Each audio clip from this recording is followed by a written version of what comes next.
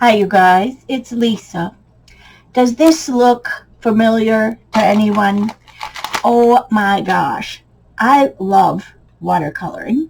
And you can see I have all of the supplies. Seriously?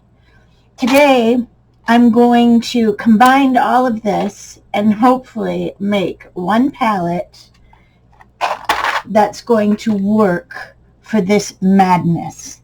Come join me, won't you? Let's have some fun. Let me clean this up and let's get started. Okay, whew. I went all through those paints and I got it down, eliminated a lot and got it down to this many colors. And so as you can see, I'm taking the colors, I'm putting them in the wells, and I'm leaving the colors hang right here because I want to make a chart. So I'm going to go ahead and do this. I'll do one for you. And how I planned this out were some of my neutrals that I think I'm going to use a lot up here together. Went into brown, faded into yellow, and then I have a warm yellow and a cool yellow. Let's see if I can zoom you in a little bit here. And some of the, that was a little too far, some of the colors I ordered based on different people's reviews and things, and some of the colors I had so many that I thought I've got to use what I have. So I did a cool and a warm of red. I did an orange. I did 3 of my favorite greens. Went into the teals, went into the turquoise, went into the light blue, went into the darker blue, went into the purple. Okay, and so that's how I'm going to set up my palette. And like I said, I swatched every single tube that I thought may go into this 24 pan palette.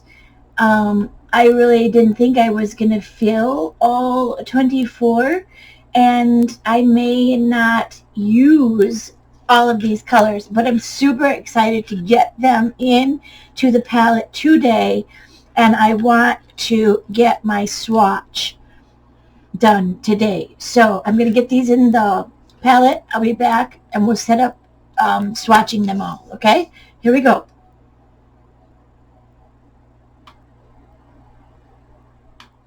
Okay, you can see I'm back, and I've got all my paints put into my palette. Now this is a 24 color palette. It may be a little bit big for me, but I'm just trying to work with what I have. Like I said, I may have too many colors. And then I made this chart out of watercolor paper. And I made it, trying not to, I wrote down all the names of the paints that I had laying out there, and make sure that you put like the color and who's it made by. This is Burnt Sienna by Daniel Smith, and so forth, all the way down the line. Now, when I am doing this color here, which is the first one, I don't want to go ahead and do the second one right away because I don't want those colors to bleed into each other. So you can see that I'm skipping every other color here. And you can also see, if I bring this up a bit, I'm making it darker on the top and then fade out to the bottom so that you can see how dark it can get and light it can get. Now, obviously, you may be able to get it much lighter than that, but for reference purposes, this will work out just great. So go ahead and get all of your paints swatched onto your chart. This is great fun, and try not to, this one's bleeding a bit here, try not to watch a video or something at the same time. It's very distracting, and you can mess up your whole chart. You really have to be paying attention here to what you're doing. So big tip. And also make sure that you skip every other one while you go. Make the chart out, and this is going to be beautiful when we get it done. It takes a little bit of doing, so take your time, and we'll come right back. Okay, look at this beautiful, beautiful palette I came up with. Some of them, I don't even know what the names are, and I don't know where they're from. I've got one here and one here, but I absolutely love these two colors. If anyone has an idea, this one here and this one here, absolutely two of my very most favorite on this palette. I would say that quinacridone gold is also a very big favorite, and this aqua green, oh, so yummy. And maybe quinacridone violet also. I just really love them. I know I probably have too many colors for most people's taste. And look at this orange. Oh, love. Okay, I can't wait to get started mixing colors, working on my palette.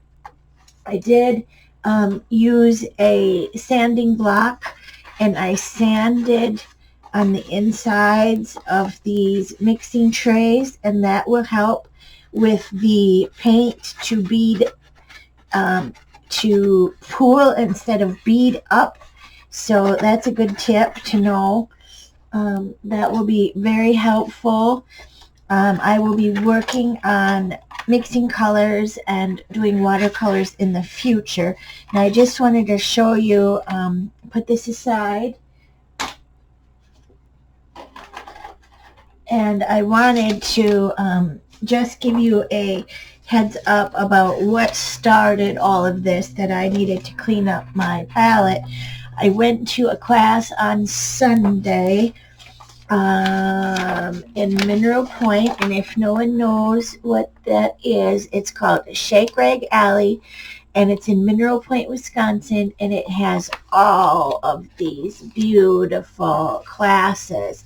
And the one I took on Sunday was Natural World Journaling with Pen and Watercolor by Helen Schaefer Garcia. Now, she is from California. We did a wonderful practice. This was what we came up with. We sat down a piece of nature. We went outside and got it, sat it down on our desk, and then we did contour painting, which is something I'm really, really going to get into. I think it's so fun. And then she showed us how to do this wonderful shading and shadow underneath the piece, bringing all types of nature in. There was a box elder bug, so I took a try at drawing that. And then we did another piece. Here's my other piece. We went out into the garden at Shake Rag Alley and picked out a focal point and added some nature into it. There was a windmill, of course. I added some vines on it, and I've got some flowers down here. I did not get to finish this. I will work on it, and I did not do any of my shading, but she was teaching us how to do these fun backgrounds in here. I really, really love it. I loved the class, and I look forward to signing up for a class of hers next year, possibly at Shake Rag Alley. Here is her information.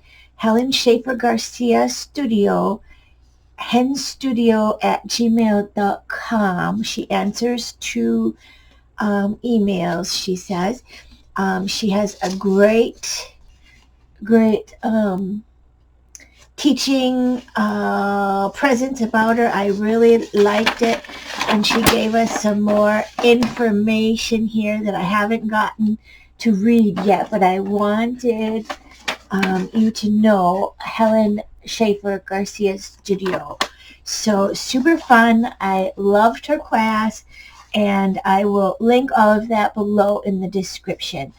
I hope you liked the little practice today on setting up your watercolors. I did put all of my watercolor paints aside so they don't get mixed up in that huge mess, and I will work on using my beautiful watercolor palette in the future. Okay, we'll see you next week. Now, next week I am going to a big workshop in Hartford, Connecticut on Saturday, so I'm going to be packing and traveling on Friday. I will try to get a video for you for next Saturday. I'm going to meet Jenny Grant, who is a huge influence on me with faces. I've been dabbling in faces. I've been trying to work on these, and I'm taking a few of these pieces so that she can show me how to finish them and what I'm doing right and what I'm doing wrong. So I got my suitcase out today. I'm super excited. So I hope I can do next weekend, but if not, it'll be the following weekend. I'll do my best. That's all we can do, right? Do your best. Stay creative, and we will talk to you soon. Thanks for watching. Be sure to leave a comment. I appreciate it, and we'll talk to you again.